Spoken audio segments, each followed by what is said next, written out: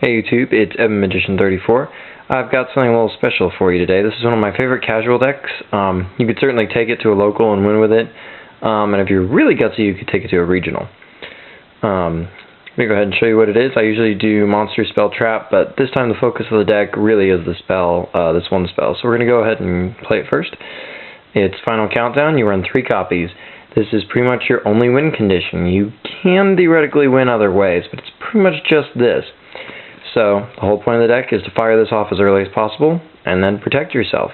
Really only protect yourself for 10 turns, because even though this is 20 turns, half of them are your turns.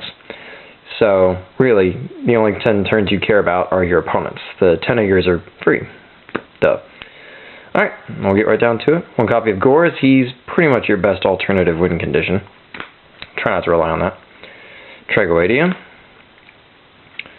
We run 3 copies of Battle Fader.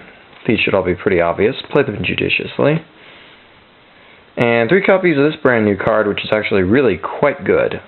Swift Scarecrow. He's not good for decks that want to protect monsters, but in this deck we don't want to protect monsters. We couldn't care less.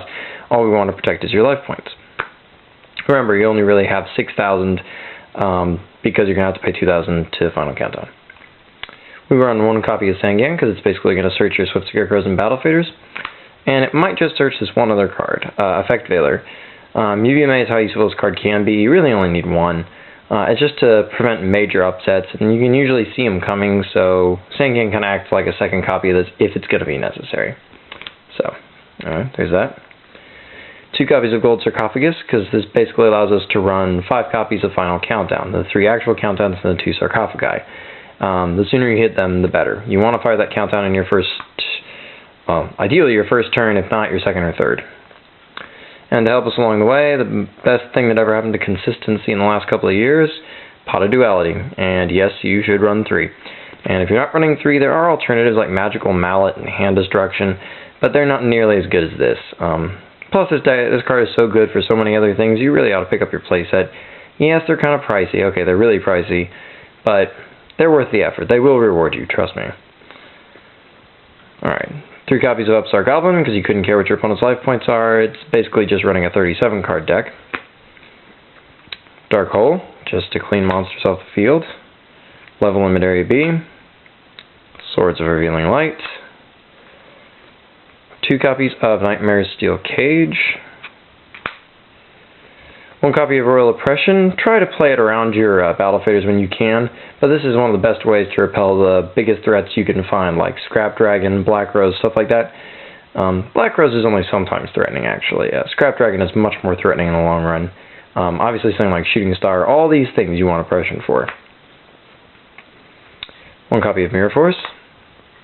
1 copy of Torrential Tribute. 1 copy of Gravity Bind. 3 copies of Threatening Roar. 3 copies of Wabaku. And if you want, if this makes you scared of Gladiator Beasts or something like that, you can definitely use Frozen Soul.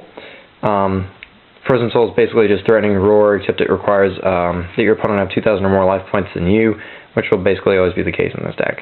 I would side deck them because Wabaku is just more reliable, in case you haven't fired your countdown yet.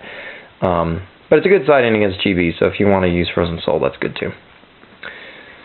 We're also running 3 copies of Reckless Greed. Don't be afraid to use Pot of Duality to get your 2nd copy of Greed. You really want to fire 2 off together. Firing 1 alone is a last-ditch effort. But it's really necessary just to accelerate yourself along, and sometimes you do have to flip the 1 just to get the cards earlier so that you can buy those turns for yourself. This can easily hit that Battle Fader or Swift Scarecrow you need to last those last couple of turns. And last but not least, we are running 1 copy of Starlight Road. Play it carefully, side it out against the correct opponents. But it is nice to have the 1 copy. So that's pretty much the deck. The extra deck doesn't matter too much, because you only have 1 tuner. It's Effect Veiler, and it only allows you to sync with the other monsters in the deck for level 2, level 4, or level 8. So I'd recommend running like 2 copies of Formula Synchron if you can, so that you can sync in with like your extra Battle Fader to maybe draw a card. Which could be very important for you, actually. You can sync it with Sangan to theoretically get yourself an Armory Arm, and the only reason you would want to do that is basically so that you can just search your deck with Sangan. And you could sync it with Gores at the Gores token, or a Tragoedia copying Gores for 8, So run lots of 1-ofs of level 8 guys, and obviously you're going to want to run at least one Stardust Dragon, depending on what you want to side deck. But other than that, that's the deck. And until next time, rate, comment, subscribe, and enjoy.